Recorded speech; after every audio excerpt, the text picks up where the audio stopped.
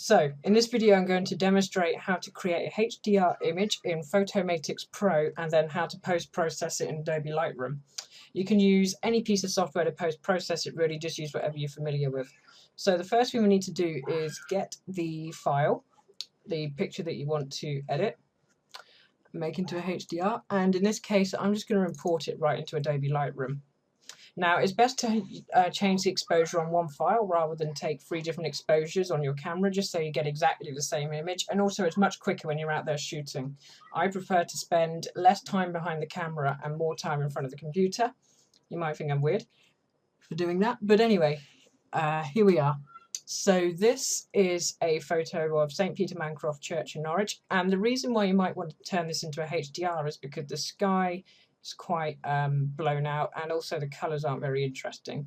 Now I'm going to make this into something that looks a bit like this. Now this photo was taken in March, and that's when it was processed. That's a HDR image, and that is the standard dynamic range image. So let's get started. We're going to go into develop. Now when I make HDRs, I always like to use 3 exposures. I have what I call a 0 exposure, which is this, where the exposure hasn't been changed at all. I've got a +2 exposure, which is overexposed, and a -2 exposure, it's underexposed. So the first thing you're going to want to do is if the file you're editing is a RAW, you're probably going to want to export it to a JPEG. So that's exactly what we're going to do first. Just going to open it and then immediately export it without not doing anything. If you've already got a JPEG, you can probably skip this stage. Now we're going to go over here in Lightroom and we're going to change the exposure to -2. We're going to go to export, and then we're going to change the exposure again to +2, and then we're also going to go to export and do that. Now my processed photos end up in here, and you can see there's our 0 exposure, our -2 exposure, and our +2 exposure. So now that's all done, we're going to go into Photomatix Pro, and if you don't already have it, you can download a trial. This is definitely the best piece of software for making HDRs with. Adobe's Merge to HDR Pro feature in Photoshop doesn't work great. We're going to go to low bracketed photos, we're going to go to browse, and you can see the pictures are here. I'm going to go to OK, and we're going to OK that again. Make sure the EV spacing's on 2 if you've done a +2 and a -2 exposure. If you've done a +1 and a -1, it should be 1. You can figure the rest out. I'm going to go to OK. Now, when you're using Photomatix Pro to make HDRs, make sure that the ISO which the photo was taken at is relatively low. This was taken at ISO 100, which is the lowest that my camera will do. If your camera will go lower, that's great, but make sure you're not using extremely high ISO images, because Photomatix does like to produce quite a lot of noise. You can reduce the noise on all of the source images and put the strength at 150. That's what I do regardless of ISO anyway. So I'm just going to press OK. Now this is going to create my HDR image, and then we're going to have a look at how we can process it in Photomatix Pro. So we're just going to wait whilst it does this. Okay, so once all that's done, you're going to get something that looks a bit like this. I've already had a quick go at this photo before, as you can tell, so it's remembered it.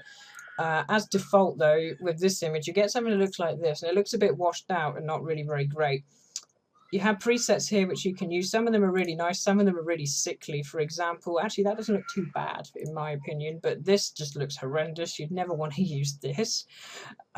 Each of these are good for different things. I tend to use enhanced, although not for this image, and creative, although usually I tend to change bits of it. So that's how I'm going to process this one. Actually, I'm going to use the creative filter. I'm going to bring the color saturation down to 0 because I want this to be black and white. And yes, there are black and white presets here that you can use if you like, but I just usually use one of the color ones and bring the saturation down. You can change the luminosity, which is the lightness. You can change the detail contrast if you like. Don't want it to be too contrasty, and you can even change the strength of the HDR. So if you want it to be very strong, you can put it over there. If you want a weaker HDR like that, put it there. The weaker ones don't look so good on this particular picture. They might look better on some other ones, so I'm just gonna do that. Now you can change the lighting as well, so you can have it surreal, surreal plus, natural plus, or natural. Actually on this one, medium looks best. So just play around with that, maybe try a couple of different presets. Don't spend too long over it, just get what looks good, and then when it's done, just click process. Now this is going to tone map my image. Some of the presets use exposure fusion, which is more realistic. Tone mapping is a bit more dramatic, and all the bad HDRs you see on the internet usually involve some use of some idiot going a bit crazy with the tone mapping. Now you can add contrast and stuff here, but I never bother because I always do it in Lightroom or something. I'm going to click done. So now that's done, I'm just going to save it, and I recommend you save it as a TIFF image, just so that it's quite easy to process in Lightroom, because the TIFF images work a bit like the RAW files. So I'm going to go back into Lightroom, and I'm going to go to Library, and I'm going to go to Import. Now I'm going to import that TIFF file, which is here. We'll import that, and then you can process it just like any other photo, really, any other photo that you might process in Lightroom. So maybe bring the exposure up a bit, some shadows, some whites, some blacks. Basically just play about with the sliders and see what looks good. Obviously though, you know, take note on what you're doing. So maybe add a bit of clarity to make the clouds look even more dramatic. Some lights here, some darks here. I'm really rushing this. Normally I spend a bit more time. Adding tones often makes images look quite the part. I'm just I'm a bit picky about the tones. Just go with that for the time being. Yeah, adding tones often makes them look quite nice. And then once you've finished playing around with that, and then maybe use a bit of highlight priority. Once you've finished playing around with that and you've got everything how you want it and how you think it looks good, you're just going to export it like your everyday normal file. And then once that is done, process photos. So there's the file which I produced. There we go. So that's the file which I rendered today. And this is the file which I rendered in March. Actually, I think this file looks better, just my personal opinion, but obviously I've gotten a bit better at Photoshop and all that stuff since then. So thanks for watching my tutorial on how to make an HDR image.